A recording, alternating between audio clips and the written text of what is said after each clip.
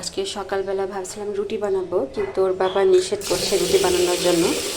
দেখতেছে একটু পরেই অফিস, ভাত আর তরকারি রান্না করতে। তো আমি ভাতটাই আগে রান্না করে ফেলছি।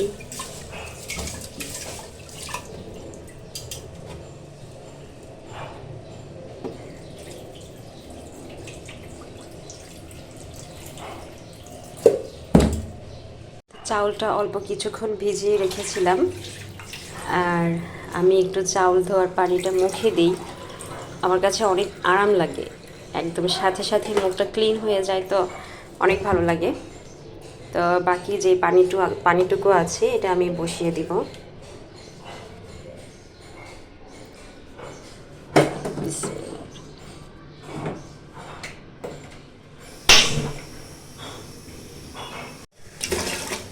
সকালবেলা কিন্তু শুধু তরকারি দিয়ে খেতেও ভালো লাগে না, তো আমি একটু আলুর ভর্তা করবই।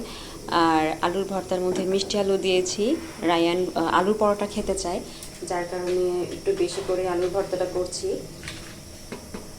ওকে বিকেলবেলা আলুর পরোটা বানিয়ে দিব। রায়ান প্রচুর রুটি খেতে চায়।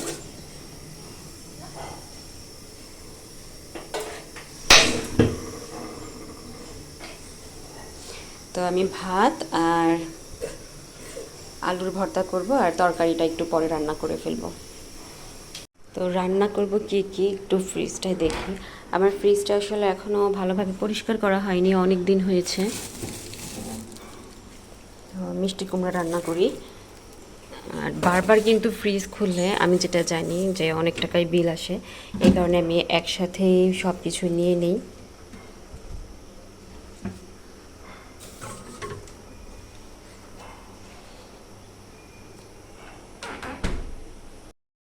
আর রান্নার ফাঁকে ফাঁকে আমার মেয়ে পড়তে বসেছে। ওর আবার এখন ডে শিফটের ক্লাস। ও আমরা ডে শিফটে ওকে ভর্তি করিয়েছি, তো সকালবেলায় ও পড়ে একটু। আমি রায়ানকে যখন মাদ্রাসায় নিয়ে যাই ওকে উঠাই দিই। তো ওকে পড়াটা দেখাচ্ছিলাম, সামনের মাসেই পরীক্ষা, তো একটু বেশি বেশি পড়তে হবে। তো ভাত হতে হতে আমি বিছানা গুছাবো। আমার বাচ্চারা দেখেন কি অবস্থা, ঘুম থেকে উঠে এখন পর্যন্ত ওরা ঘর গোছায় নাই। রায়ানের পরীক্ষা, রায়ানকে দিয়ে এসেছিলাম।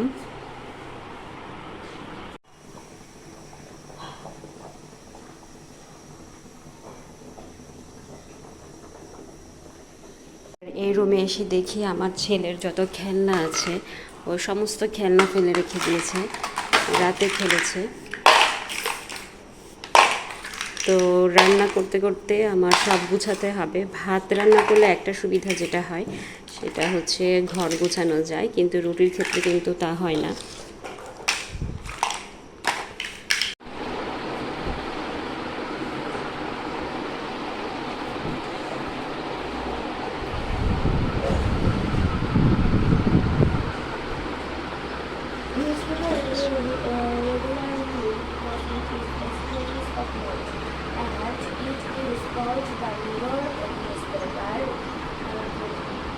তো সকালের কাজ করা শেষ, আজকে মোটামুটি একটু ফ্রি থাকবো।